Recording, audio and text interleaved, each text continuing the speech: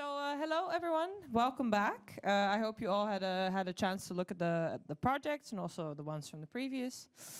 We are now continuing with the second panel, and for this panel we also have two new moderators that we're very happy that can join us. So we have Gerfried Stokker from Ars Electronica here, and we have Katja Schechner. As a Dutch person, that sound is extremely hard to pronounce. Schechner. From the Founding Convent. So also thank you very much for joining. And we have again 6 Founding Lab students who will talk a little bit about their project processes, but also the projects that they made the last half year. And without further ado, I would like to give the word to Gerfried because he will give a short introduction into the topic that we're going to talk about today. Great, thank you very much. And also a warm welcome from my side here at the final presentation day of the first ever founding lab of this new university here in Linz. For those who just jumping in now into these presentations, Founding Lab is the starting experiment, the prototype of how a new university could look like, could act like in the 21st century. And to get to this point, we had this wonderful possibility to invite a lot of students from all over the world, from very different disciplines, not only for a summer school in the usual way, but to participate in the Ars Electronica festival. As an experience, so there's a really personal deep dive into a world of interdisciplinary encounter of art, technology and society, because this is what Ars Electronica is standing for. And since this university is dedicated to interdisciplinarity and transformation, what could work better than really joining forces between science, technology, the arts, and of course doing it with the perspective of our society and how our society, our culture is changing due to the impact of new digital arts, in particular, of course. The first discussion was very much about it already, artificial intelligence. So here we are now in the next panel, and the title is Beyond Boundaries, Exploring Humanity in the Digital Age. And I think this is really the almost kind of natural next step after interdisciplinarity. Interdisciplinarity, so to say, is a kind of method, as an approach, but where does it lead us? And when we are interdisciplinary, of course, we go beyond boundaries, but what is expecting us beyond the boundaries? How can we fit in with our changing ideas also of identities, of societies, of diversities? How can we fit in this world of technological normative developments that we are often seeing? And how can we utilize technology to adopt to this world, but also to adopt the world to our needs? I think these are the topics that were of very high interest to many of our students. The 6 that are now with us here on the panel really made a wonderful project. You will see in the presentations the diversity and what this diversity actually really can contribute to the development of ideas and solutions. And I think without any further ado, let's jump into the presentations, please. Hi, my name is Puneet, and my project is called Sensorama. This project is an attempt to showcase how the newly emerging technologies of virtual and augmented reality are not at all inclusive, but in fact create a digital divide among the society by deciding what kind of bodies can have access to these technologies and which kind of bodies are completely eliminated from the very design of these technologies. For example, specifically bodies of that of Christian and Eric, who are my close friends and collaborators, who are quadriplegic and are using wheelchairs and do not have the dexterity in their hands and fingers to move and navigate in these virtual and augmented spaces, because these devices often come with these controllers, as you can see on the screen, that assume that you can only navigate using your hands and fingers, which HCI researchers Gerling and Spiel also kind of mentioned that these extensive bodily movements in these VR and AR, like 360-degree head rotation to measure immersion, handheld controllers and rapid hand gestures, have revealed that these VR AR technologies are designed by keeping a body in mind, which is mostly an able-bodied user. Next slide. So this project was divided into 2 phases by asking 2 research questions. The first one was, how can we hack and reverse and modify these ableist technologies and make them accessible for these disabled bodies, that of Eric and Christian? So in order to make that, I kind of developed customized 34 mouth gestures, which is by how can you use VR technologies using gestures of your mouth, like open your mouth, move your tongue out. So these kind of gestures for them to navigate, because they have very limited movements that they can do, and their head. So this is the first phase of the project. But then the second phase was like, how can we harness these assistive devices and do not see accessibility as an endpoint, but also push it and see like, okay, what can we do with these assistive technologies in order to create assistive and artistic interventions in which we can bring people who are like not disabled and non-disabled and can enter into this world of disability by using the same mouth gestures that I created for Eric and Christian and experience these VR and AR pieces.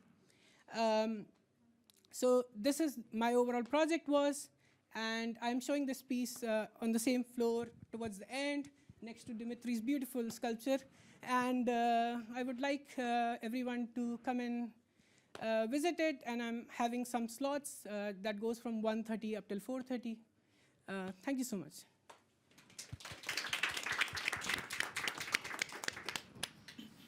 Thank you. Thank you. So, when you walk through the city, how do you feel? Are you connected to yourself or distracted, scattered, in a rush? Are you in control, or maybe it's your environment that controls you? In my project, Urban Oasis, I'm exploring the neuro-aesthetic essence of the forest. I'm looking for a way to create an architectural language of artificial nature to promote focus and enhance well-being. Can we get? Thank you. As a society, we are suffering from the stimulation overload. Our attention is pulled in all those different directions. It's never sustained. It's always like partial, scattered. We are never focused on one thing, but we are also never focused on our inner state. And at the same time, we are visual creatures. Next slide. And the image of the city that we see is highly shaped by its visual qualities, by the aesthetics of the city itself. Also, we know from the biophilic hypothesis that this image of the city is influential on us in a different ways depending on the shapes that we see. When we look at nature, our well-being improves, we are better, we are more cognitive attendant to many different factors. And at the same time, there are places in the city where nature cannot be used. We cannot place nature, for example, in the hospitals, in small spaces where there is no light. That's why, next image, my project explores how we can use the shapes of nature to create those artificial natures that will be used in the urban design of the healing spaces, in where this biological nature cannot be placed. I decided to study the shapes of the forest because of this visual dominance of the like visual sense of the human beings. And following the processing of images in the human brain, the visual cortex, I deconstructed the images of the forest into little features that are understood by our brains. So I extracted edges, shapes, and structures.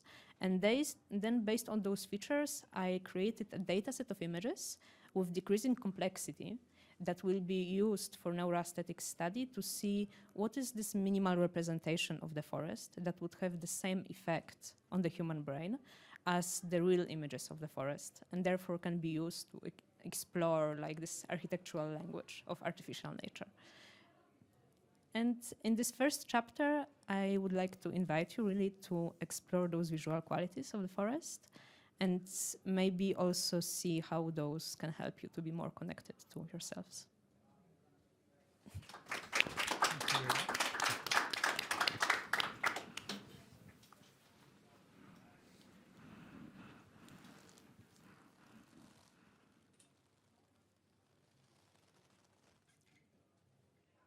Look at your hands. Look at it. Think. Do you like your skin? Do you like your avatars? Your avatars. Your skin. Do you think you would be willing to change your skin with another player? Like if we were in a hyper-realistic, immersive, multiplayer game and we are all playing, is there somewhere here sitting, standing, that is not a real person? Is there NPCs around us? Are we all users, all humans? Do we treat each other like we are all users, all humans? NPC stands for non-playable character. So it's a unit that may look like a human, it can also be an animal, but it's not a human. And gamers interact with it as if it is not a human. So now it's being used as an insult, like you have such an NPC behavior. You're such an NPC. And it may sound fun if you frame it from the perspective of video games, but if you take it a little farther into the real world, you hear things such as, you're nobody. You're a background character. In my life, in the history of humanity, background people. People who's worth less than real people. So, Songs for NPCs, it's an anti-futurist concert in the form of a motion capture performance. And it uses the analogy of video games, of users and NPCs, to talk about the post-colonial interaction between nations and how workers' rights and quality of life is distributed worldwide. Where some of us, I'm from Peru, by the way, some of us get to experience lives as if we were worth less than other nations. That's why the post-colonial, anti-colonial approach is super important for my project. Some of the things that are discussion in this project are access to universal basic income as a response of automatization of jobs and future, how you say, massive layoffs probably coming from these technologies that are being developed that are not meant for everyone to use. So Songs for NPCs is a concert that an NPC will give to other NPCs who would like to be humans, right? This is a 100% human project. I swear I'm human. And yeah, I say this as a joke, but really it is important, especially now that we are witnessing so many wars, and it's very easy to lose perspective and dehumanize massive amounts of people. It is very important to believe that humanity is more than just a social construct. That's my project. Thank you.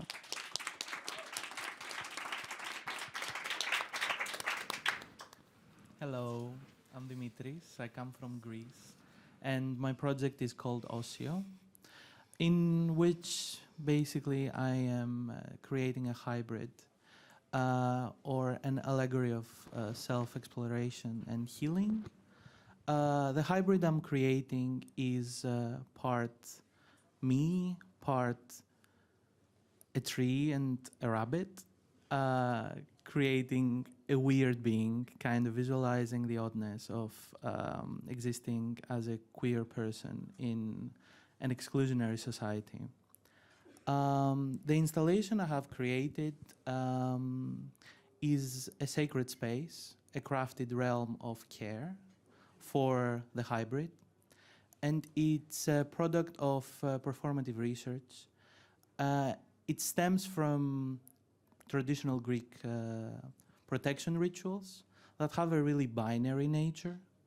And within this process, I took part in these rituals, and I reshaped them so they could serve the hybrid and in a way serve me, because I'm in a way the hybrid. And the hybrid as a process, as I told you, is a collection of 3 different 3D scans. One cut tree trunk that I found in Greece, a dead rabbit, and the leg part that we found in the forest, and myself.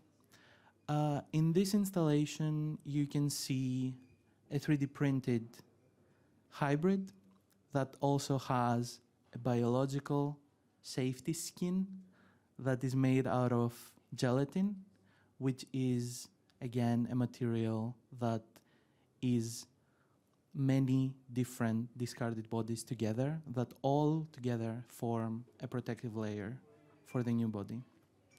Kind of, again, creating a space of worship for the unworthy body and putting the queer entity in the center, kind of making it shine.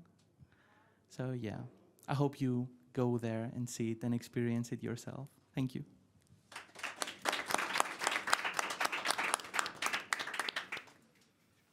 Hello.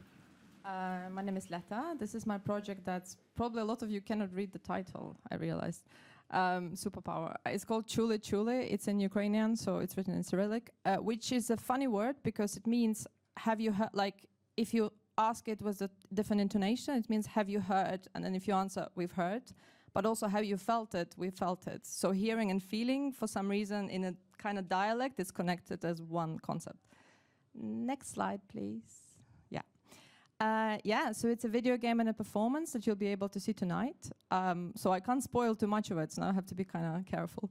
Yeah, so it's exploring these mutating online narratives, kind of deliberate misinformations, propaganda, all of that sort of package that we have to deal with right now. Physical consequences, but also bodies behind digital personas. I'm quite fascinated, like, how we develop the skills to tell now, like, who's a human, who's a bot. Like, every 3 weeks, there is a new technique to figure out if this comment is real or not. I mean, it's amazing. I don't know. It's a very, so basically, side quest. This is a project, it's based on my PhD research, and I'm mainly engaged with posthumanism. But kind of here, it really materialized into this, like, in this last 4 months, into this, like, online narratives focus. So I'm focusing on the shapeshifted embodiment and how we kind of shapeshift via the narratives we consume cognitively, but also physically. And it's sort of going to be explored via like a long chain of voice narrations within the game that are like altered via AI, via ChatGPT and then different AI voice co-creation. So I kind of wanted to let it sort of go and explore like its own AI's ways of mistranslation, I guess. Also, game interactions, quite important. Like, you'll see a lot of interactions within the performance. And there is live stream data via motion capture. So again, I'm playing around with this like body behind the online persona and behind the avatar. Next slide, please. Yeah, and this is kind of the process. So in October, I started with this empty Unreal Engine project on the left. And we ended up with this performance, which is kind of crazy. In the middle, you have my hand-drawn process. Yeah, there is a lot of things going on there. So we have, we have like motion capture, feeding different chains of software into the avatar skeleton, into Unreal Engine's world that I've created. I lovingly handcrafted the landscape, hand sculpted it. Then we have, of course, the player's appearance, like a third-person character. We have different cameras that are sort of also playing around with the perspective of the player and the dancer, and then we reverse it. Again, if you don't see it, this is hard to explain. So you have to go and see it. And then, of course, there is this narrative that becomes a gameplay for the player to follow. The player is Julie, the person over there. And then the dancer is Jeffrey, who's this amazing genius. So, as well as Julie, of course. Sorry. And maybe next slide we can watch a little bit of the video. I don't know how much time I've got. It has no sound, so. This is kind of a little bit of a spoiler moment of the interaction. Yeah, so we have like different stages of interactions and how the dancer and the player encounter each other. Swap like motion capture pieces as well, so they can both control one avatar on screen, and then the dancer takes the controller and sort of we see he becomes this other avatar. So we're playing around with this role swapping and control swapping. Yeah, that's it. Thank you. The performance glitching optimization in a few steps. A performance. Oh, no? Okay. Hi. My name is Julie Michel Morin, and tonight I'll be presenting glitching optimization, a lecture performance about robotic failures in deep space. So I crafted a little video to kind of explain the project. I would describe the video as a academic kitsch project, a side quest into the main quest of crafting the performance. So let's watch it together, and we'll meet on the other side, right? Timing now, yeah. Thank you. The performance glitching optimization in a few steps. A performance lecture about robotic failures is a video and performance-based artwork that dives into the realm of robotic labor, featuring a diverse array of robots attempting and failing to complete assigned tasks. The performance brings into question how the concept of robotic optimization contributes to maintain neoliberal perceptions of performance while reinforcing a limited understanding of both humanness and machineness. The project adopts the format of a lecture performance, where I blended theoretical reflection on robotic standards with intimate stories about different types of failures encountered in my own queer academic trajectory. During my performative experimentation with the robots, I designed different dramaturgical tasks for them to fail softly. I used different types of robotic devices and challenged them to complete complex tasks. Roborock S8, a robotic vacuum, tried to clean a mess in a useless and challenging maze. The Aegis Rebel Cobot, a robotic arm without claws or grasping device, attempted to draw with a 3D pen and compete in a rock-paper-scissors game with myself. The Timios, 3 tiny wheeled robotic devices used for educational purpose, did everything they could to stay on a table without any sense of orientation. And Spot, a robotic dog, gave it 100% to stabilize itself while navigating slippery surfaces. The robotic performances are structured by a textual narration performed by myself and unfolds in 3 distinct chapters: dealing with your own mess, trying to grasp the world as it is, and looking for balance, becoming slippery. The project materialized itself as a series of film and live performances with those robotic agents, drawing on queer theories and the way they envision failures as a form of activism against the hegemonies, and on my own experiences as a queer person who failed so many times to respond adequately to the so-called norms. The project tackles the myth of familiarity, normality, and optimization in the robotic field. By hacking with care the role and purpose of these robots, I hope to make more visible marginal perspectives and robotic imaginaries, and in doing so shaping ways of protesting against the objective and method of techno-capitalism. Let's get weird. We're not here to impress.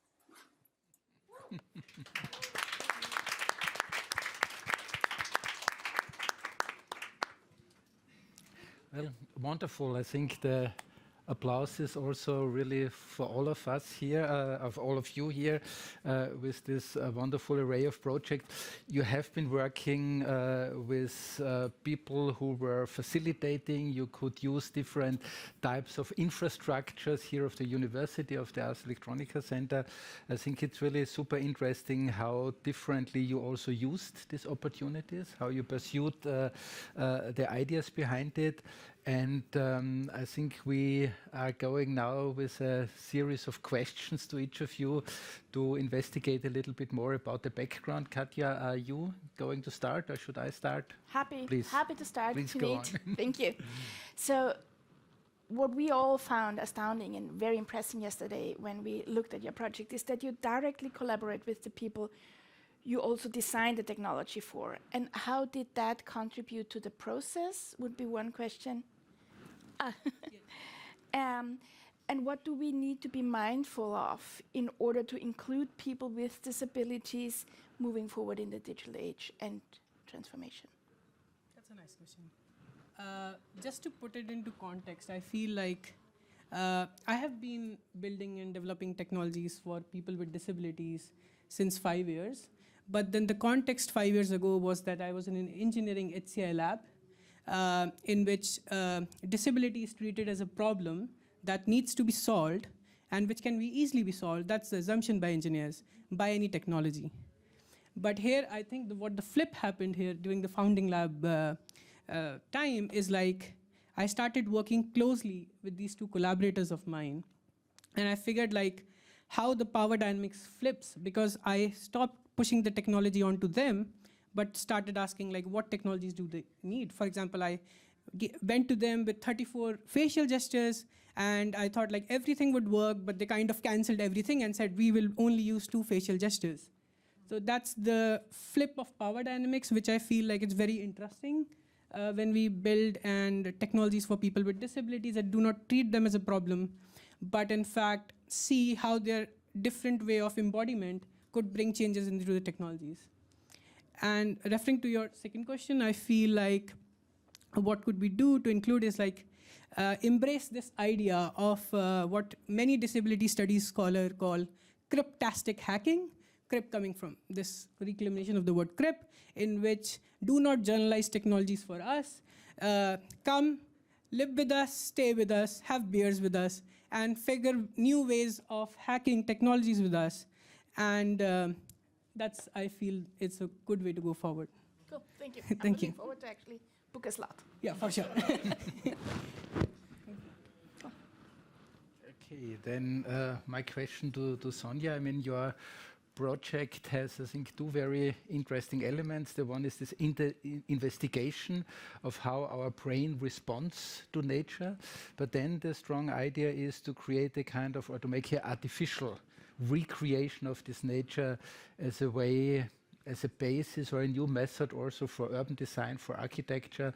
How do you think that this can be really put forward into future ways how cities and architecture are being created? I believe there are 2 aspects of this process. One is that when we are trying to reconstruct something, we frequently better understand actually how it works. So I would say this is a very enjoyable process to try to understand and reconstruct something to create something different. And in a way, this different thing will be artificial, but also when we look at many spaces around us. For example, we can think about hospitals. Not every hospital can afford a forest. And at the same time, there are hospitals, for example, in the UK, where people after the surgery are placed in those special halls with the overview of the greenlands. And they report the lower levels of pain and they heal faster. And for me, it would be very amazing thing to develop this artificial language of nature that you can implement in those spaces when you cannot have the real nature. And you still can help people to heal or just simply to focus somewhere in the urban space. Wonderful. Yeah. Thank you. Thank you. Maybe I follow up with you, Claudix. Let me pass the mic. In our discussions and in your project, when you talk about the work you do, you use a lot of post-humanistic, transhumanistic concepts, very much future-oriented concepts. How would that apply, or how is it relevant for the here and now? For context, I already said I'm Peruvian. I identify as a decolonial feminist. I say this everywhere I go. And these are not just words. These have a profound impact on my life. I every day see, like when I arrived to Europe, it was shocking for me to see that good quality of life was always a possibility. It was always available. It was shocking. So when I encountered these concepts that have been mostly theorized from Europe, overall it has a very Eurocentric history to approach like the idea of the future of humanity. So post-human, transhuman, those are human projects. That is not a social reality that everyone is simultaneously experiencing. And because I was so many years of my life excluded from being able to imagine and make a proposal of indigenous future, my position is anti-futurist, because I feel like these words, these tags, take, for example, transhumanisms. Some of their most relevant conversations are called enhancements of humanity or humanity plus, and they are focused on anti-aging and cryo forever live you person who can afford it. So what's the cost? What's the global cost of developing these projects forward? In terms of resources, in terms of governance, I feel excluded, and I know that these terms, global south or global majority, may start sounding like generic, but we really need to grasp them for what they are. There's a strike all over the world. Like right now, also my country is in dictatorship. And it eventually creates a huge sense of frustration to have a very small elite talk about future, projects of future that are so exclusive, so excludent. So it's gonna happen, like the global majority will take its power back. And I think that my project, it's super urgent because I'm trying to have fun with it. Like it's already a mess, like we're already on a crisis. I need to sing and I need to make it sexy because otherwise I will cry. Like I will cry. I've cried about this. I will continue to cry about this. And it's okay to have emotional responses to global crisis, I think. Like this is what I defend this idea. Music, I think it's amazing, and we've seen that revolutions take music to, music to be sung. And I already see it happening. Like we don't have to open that door right now. We don't need to talk about war right now. I'm willing to if you want to as well. But trying to act as if there is not a huge economical crisis coming because of the rise of billionaires and how hard it is just to afford to survive in some countries. So I'm from Peru, that's America context. USA has a lot of power so on our democracies. USA economy is about to crash. People is one rent away from homelessness. So yeah, it's super urgent. I will sing about it. You. Sing about it. Go. Great. Yeah. So, Dimitris, your project is probably the most personal, almost introspective project. It's very much about, of course, this hybrid identities, queer spaces. You extend hybridity even to not only animal but also to nature, to a tree, which I think is a very interesting approach to create a larger understanding of how we are all intertwined. But what is the role of technology? I mean, your project also seems to be one of those that doesn't show off technology, that is not playing with cool things. So, but how do you see the possibilities of technology to further your case? Interesting. My project doesn't really show technology, but it has a lot of technology behind the scenes. And technological tools, especially generative tools, are used to create the hybrid.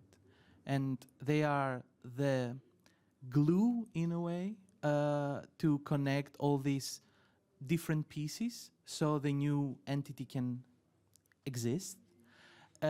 Which is a really interesting process to me, because I take something that is natural, something biological, let's say, and I pass it through the technology realm or lens, and then it becomes dead still. And then I again try with this artwork to give it life. That's why I'm also using the gelatin and incorporating all the different rituals that have a real link to nature, trying to give it life. It is failing, of course, realistically, but I think that's a really interesting aspect of the project, that me trying to give it life is not really working.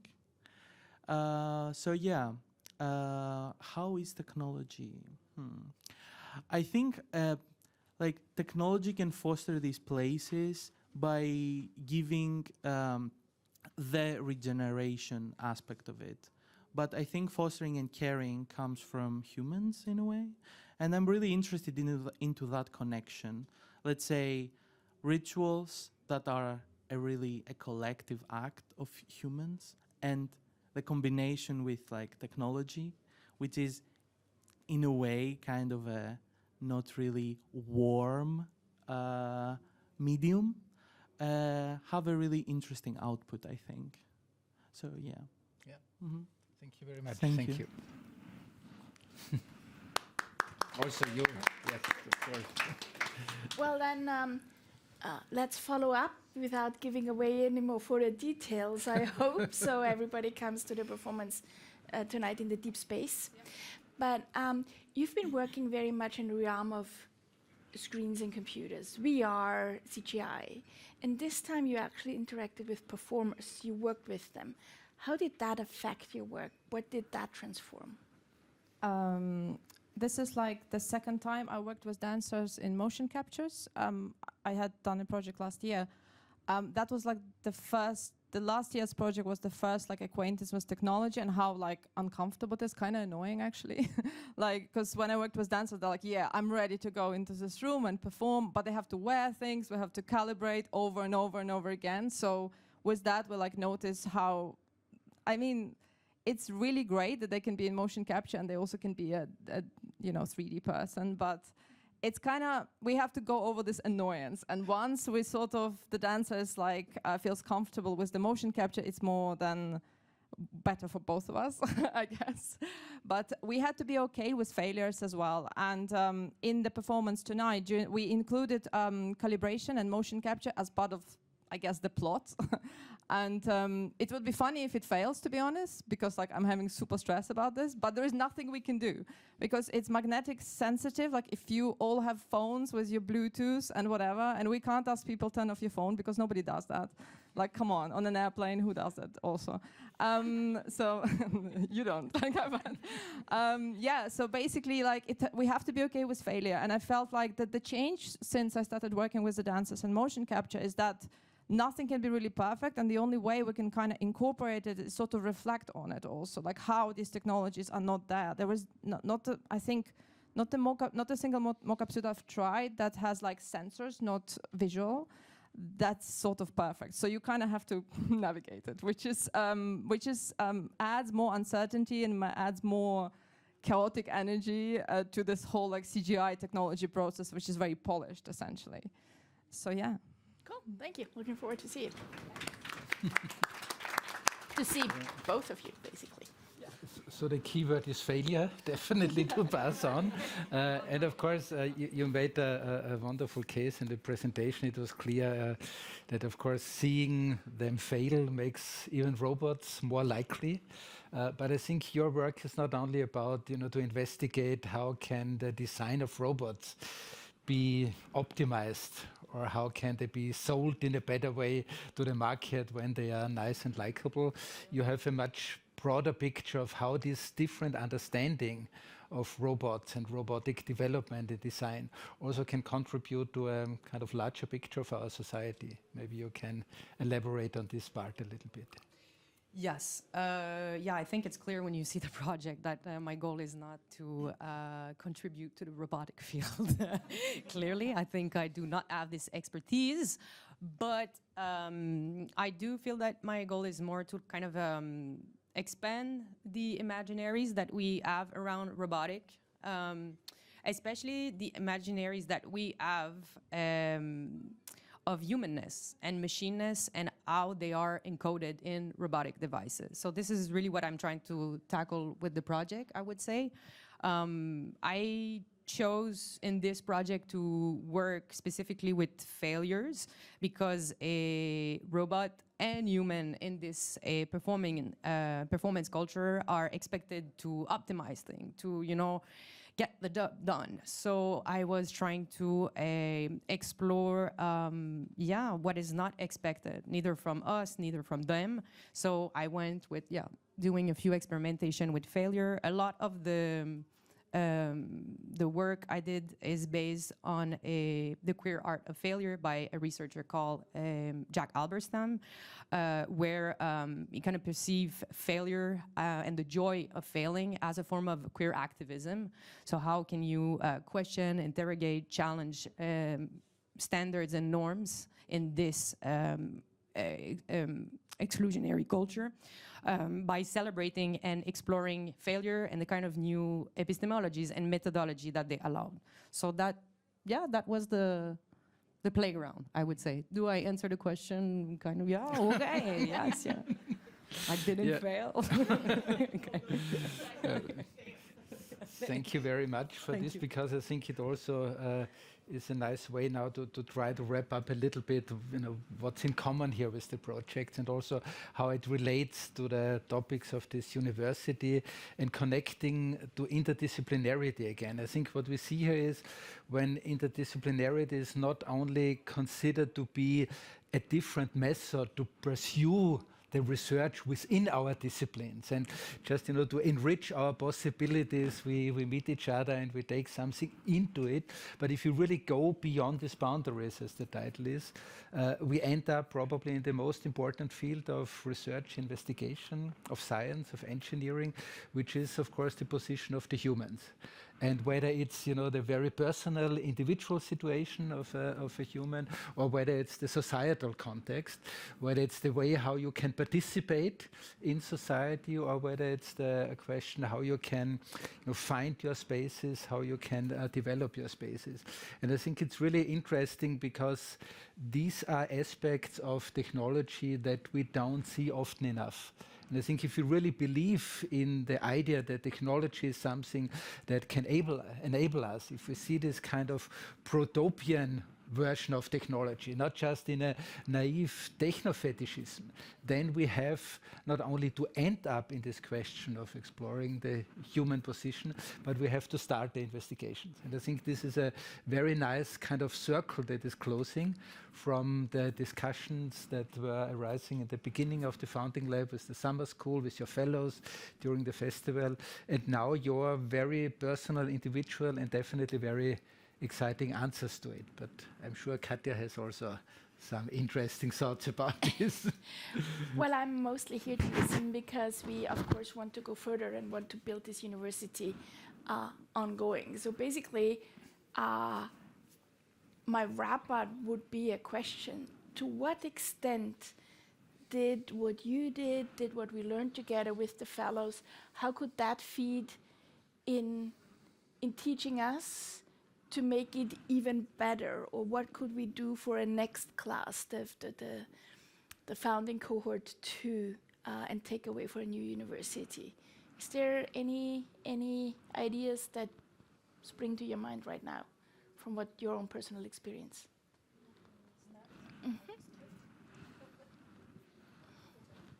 I would say it would be very important to mention the topic you started yesterday, or like 2 days ago during our policy workshops, about the notion of interdisciplinarity, but also the fact that we need experts in our society to advise us when we actually want to pursue the interdisciplinary studies, and trying to balance those two things. So when we are going interdisciplinary, also leaving the space for those people that want to become experts and maybe do not want to expand so much, just because sometimes we really need them. Okay, any add-ons? Julie? I feel that what we kind of have in common to a certain extent is our desire to be, to feel better, to be included, to be critical, and we have this also thirst for social justice in some way. And I think that I would like to see more classes about like history and philosophy of science and technology. So we can kind of have a more broad and like understanding of what has been done, what is happening, and how our artwork or different project can also continue the work that they're doing with this like broadened perspective. This is something I would like to see, let's say, in the courses. To how we situate ourselves. Yeah, exactly. This kind of a need for positionality. I don't see that often in art school. This like we work a lot, let's say, with science and tech, but I don't know, a few seminars on really like philosophy of science and like history of technologies, which is, I think, quite important in the context that everything's going so fast in the tech landscape, and that we are always seeking for the newest things. Though there's this kind of lack of perspective that I think is really important for a critical mindset, and an innovative mindset also. Yeah, I would say. Basically something that Cloudix Works in some way already brings in. You are interested in the future, but very much in the now, but it comes very much informed of the histories of the past, of which parts of us have forgotten that they have affected some others. So including the real thinking of the history, and of course not the, I think we need the mic of the... Yeah, maybe just to follow up I on like that. the global maturity you used instead of the global south. It's very sensible what you're saying, because it can also be instrumentalized, right? It can also be tokenized, let's say, indigenous knowledge. It has happened in the past that when we challenge the hegemonic narrative, like the most Eurocentric forms of building knowledge, which I think should be challenged, not in the sake of invalidating them, just in the sake of getting a wider understanding of humanity possibilities. So, for example, a couple of days ago, I found the footage from exactly 100 years ago from Mapuche people who lived in the land of the fire before it was genocide, which now is called Chile. And I just wish we could have conserved the knowledge of that artisany, because they don't call it art nowadays, no? But I think there is more than a hardware-dependent future out there.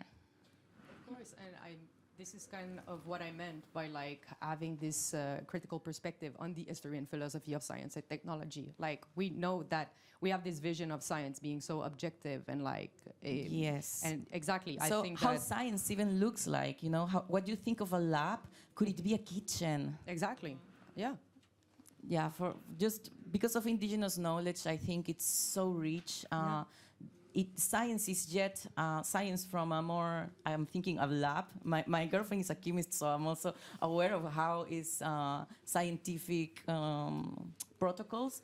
That is so different from the knowledge that I've gotten from my family, let's say, you know, on how to access other levels of consciousness or other forms of healing. Exactly. And there is a hierarchical view on how these are valid or not.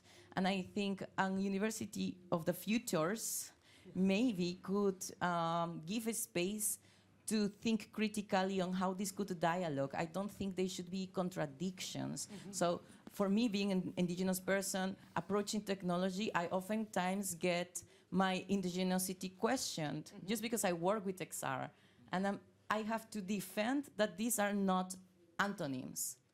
I can also choose to think of technology in a different sense, but I can also approach this technology. So I think that is something that University of the Futures could really, you know, there is an opportunity there.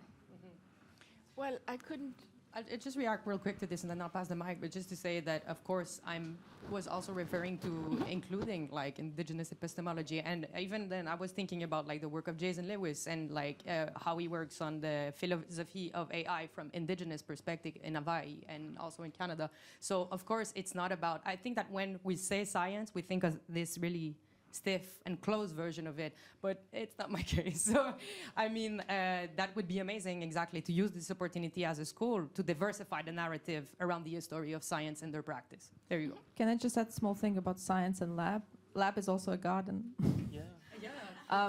There is this story in Ukraine where the pharmaceutical companies ask people to donate herbs for them to synthesize like vitamins and things. So everyone in their garden like picked a few things. They told about certain plants. People collected it. Like it happened like last year. I don't know, maybe they're running out of resources because of war. Like I don't know why. But, well, yeah, that's true.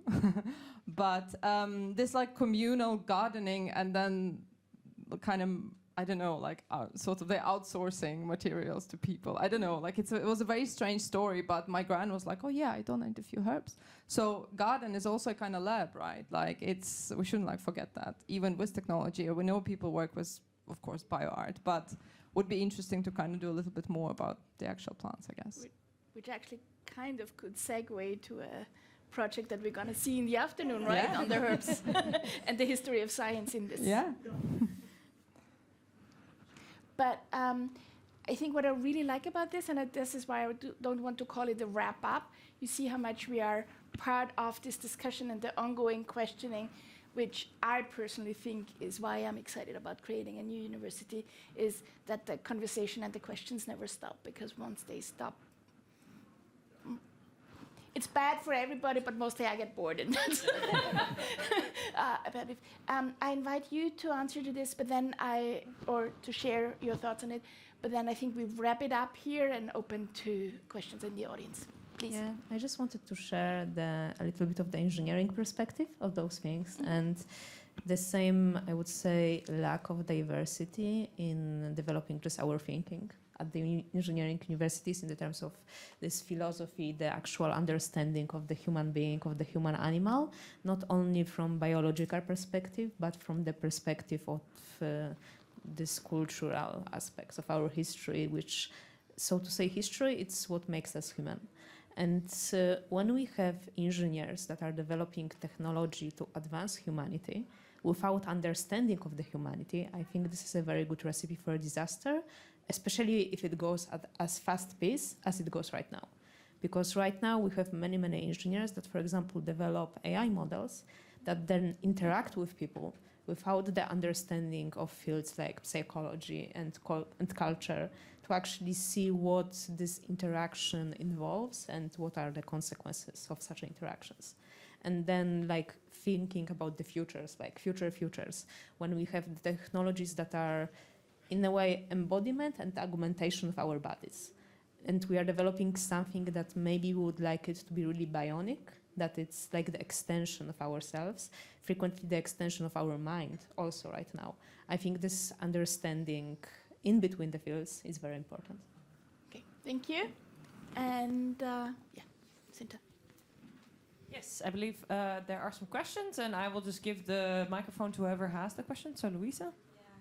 Hi, everyone. I want to ask a question as a fellow student. I think this panel, all of you deal with projects that really try to question that boundary between subject and object, and this construction of scientific objectivity, which is very normative and most of the time against what you represent, let's say, in this landscape. So I'm curious, in this sense, as research people, how did the community of the Founding Lab, and when I say community, I'm really talking about like all of us students, not just in this relationship of student fellow, student staff, but how we spend time together, not just in here, but also outside.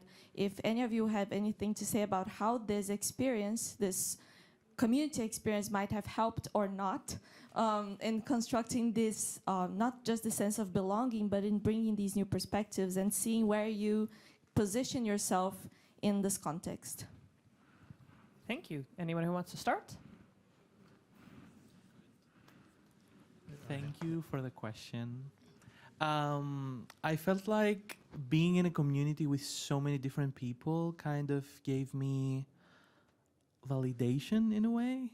Kind of like there is space to say your story. Like you can do it because everyone else does.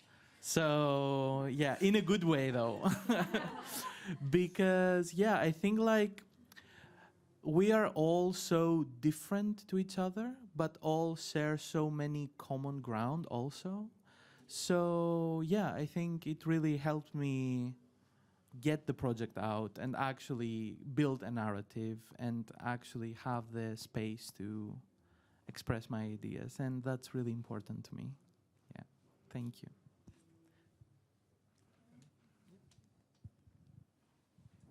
I'll just give a personal example how it changed like my understanding of my own project when I was like having lunch at Mensa with all of my student fellows. Like we used to work here and then go towards lunch, and then we would talk about our projects. And I was thinking, like, one time I was walking with my good friend Pinya, and we both work in VR, and we have this shared understanding of VR. But even then, because we come from different cultures, it kind of shapes how we understand these technologies and where we have been like born and brought up, and which kind of educational background we come from. It kind of revamps and reshapes how we were thinking about technology. Like he was kind of mentioning to me like this, when I told him like I'm working with mouth gestures and this thing, so he said like you can use this technology because in this lab we use this kind of VR headset which already has mouth gestures. And I was like, no, but like this headset doesn't work with my two collaborators because it's so heavy. But it's just like that, it's just like where we are situated, which kind of technologies we are exposed to kind of completely changes how we think, and we kind of proceed towards the solutionism of those things. That's what I feel.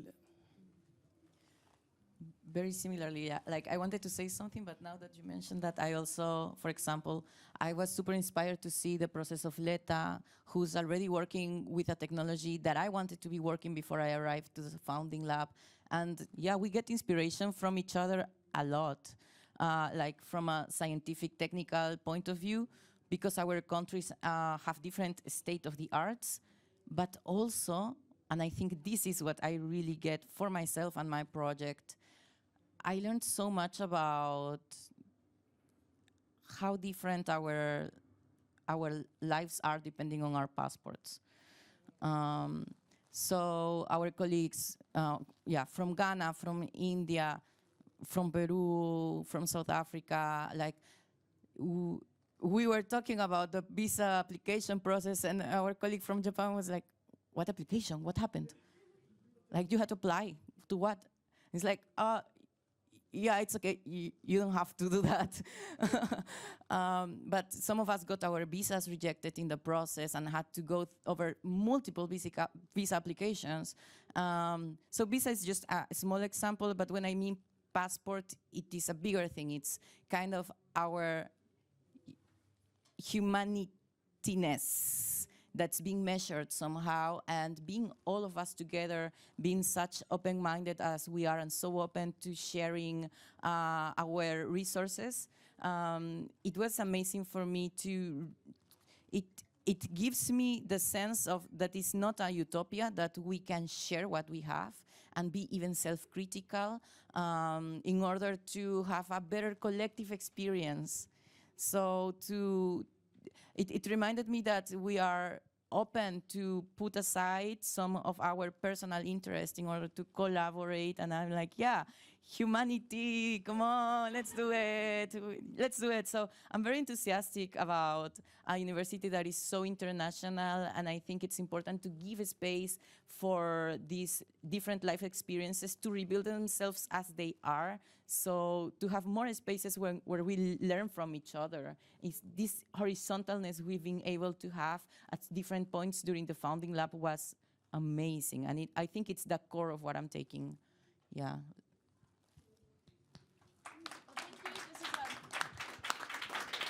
Really wonderful wrap up. For one thing also, this is a big collective, and it includes the fantastic people that supported you the whole semester, from Ars Electronica, the people who set up the technology that makes it possible for us to work here, and including the whole society that supports us with infrastructure and concrete that actually doesn't crumble. So thank you very much. Thank you also for working with everyone. And I think we wrap it up here, and then we take questions without the online. Yeah. Sorry, I think regarding time, I think we have like time for one more question, if that is okay for everyone to have one more. Okay, perfect. Actually, I have 3 questions. I want to make it brief, but English is not my native language, so I translated it, and I'll try to make it quick. I have a question to Claudix and Puneet and Julie. My first question to Julie is that when thinking about failure, there is also like a failure institute in our school. I am from the same school with Louisa. And every time we talk about it, I feel liberated because there's a place to share failure and I don't have to hide it. But afterwards, when I realistically think about it, the failure that I get to really hear is from the people who are successful at this moment. And I would like to question what your project adds to go beyond this approach and what the queer theoretical backgrounds can help us go beyond this matter of approach to failure.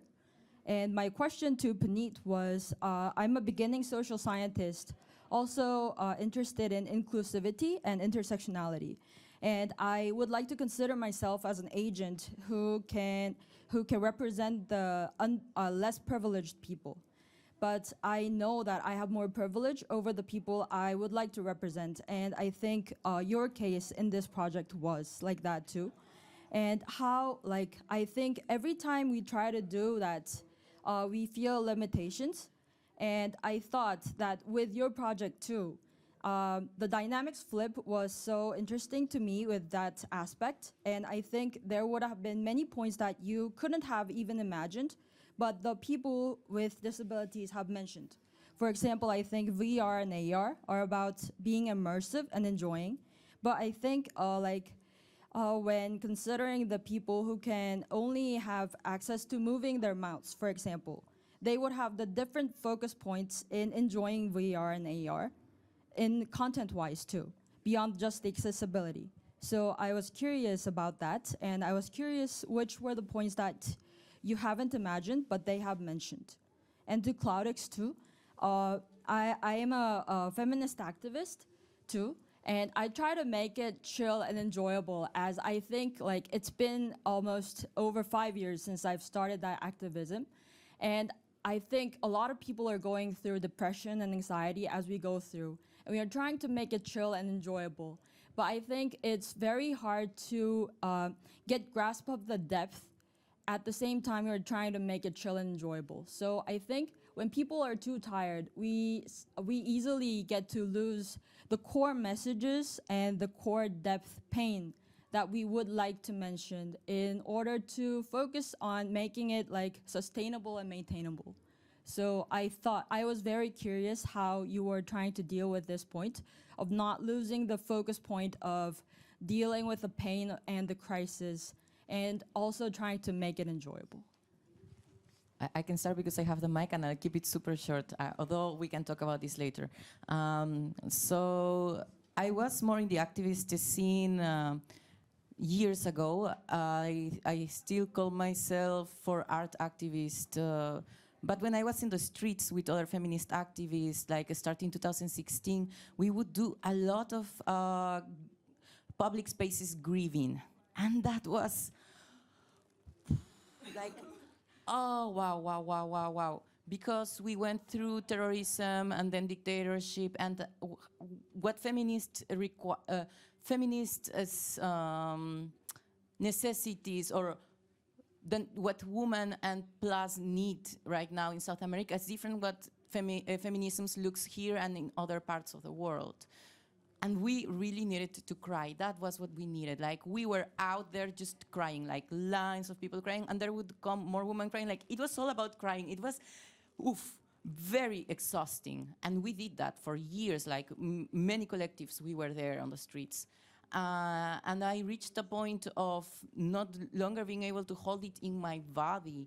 And little by little, and this was also very hard during the pandemic, we understood, and I also, as an artist, as a person with agency to create with my body, because I'm a performer, I noticed that great need to have spaces for joy. We will not stop having spaces for grieving and for reclamation, but we will also have spaces for joy. They are not exclusive from each other. They both can exist. And when we are having joy spaces, we will have so much fun. So I belong to a lot of spaces where we do safe space for erotic experience to happen. Like we organize brothels of poetry where we give one-on-one erotic performances to other queers and women.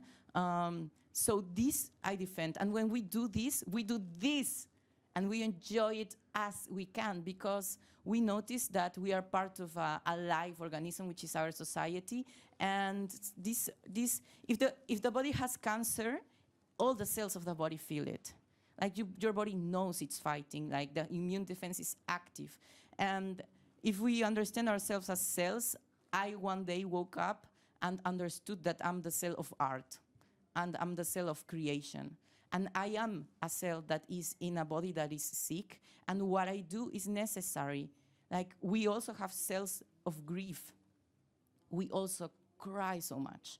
But today I'm here as a cell of regeneration.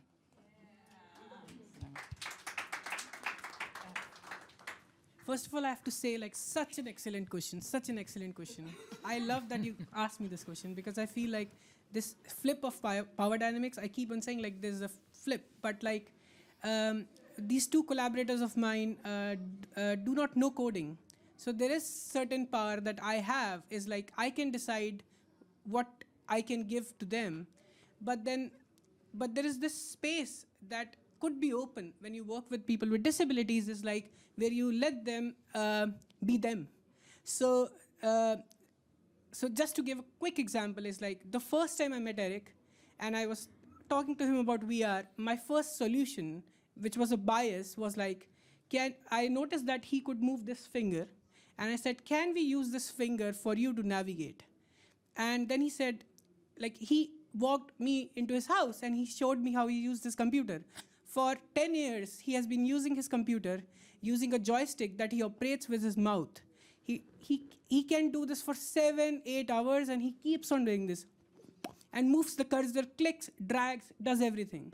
And that changed my perspective, because he was like, the dexterity that I have in my mouth, facial muscles, is someone who is not here in my house and not seeing me using these technologies cannot perceive. So when you enter into those spaces, those safe spaces that people with disabilities have, there's a huge flip, and this kind of stuff happens. Thank you so much for asking. I'll answer real quick because I think we're running out of time. We can talk about it later if you want. First of all, I would be curious to learn more about the Institute of Failure in your uni. That sounds really cool. I'm not familiar with it, so I'll answer as much as possible. I understand what you mean when you say, like, the testimony of failure that we hear the most are from, like, people that have success. I think that there's a lot of shame around failure, and the work that I did tackled this question of shame also. And I think that successful people are not ashamed of the failures because they're not experiencing it anymore. So that, exactly. And then personally, the work is it's a queer testimony on failure from my perspective. So I'm not really a successful person. Of course, I have a certain privilege, one of them being here, so I wouldn't. But we should spend some time together and try to define what we envision also as being a success or a failure. I think the continuum and the spectrum is quite broad also. But yes. All right, and I think with that, we're ending this panel here. Thanks, everyone, so much. Thanks for your great contributions. Thanks to the moderators for doing a great job. Thanks, everyone online who's watching.